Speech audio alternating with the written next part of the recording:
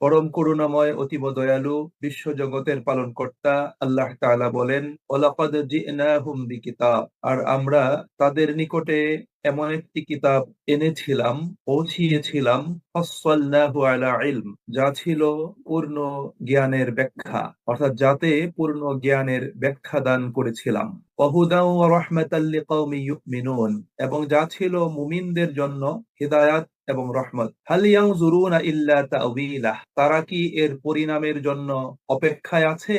ইয়াউমা ইয়াতি তা'ওয়িলুহু, যেদিন তার পরিণাম কাল এসে উপস্থিত হবে। ইয়াকুলুল লাযিনা নাসুহু মিন ক্বাবল, সেদিন ওই সমস্ত লোকেরা বলবে যারা সেটিকে ভুলে বসেছিল, ক্বাদ জাআত রুসুলু রাব্বিনা বিল হক, আমাদের রবের রসূলগণ সত্য বার্তা নিয়ে আগমন করেছিলেন। ফাহাল লানা মিন শুফাআ, এখন শাফাআতকারী পাওয়া যাবে কি? ফায়াশফাউ লানা, যারা আমাদের জন্য শাফাআত করবে।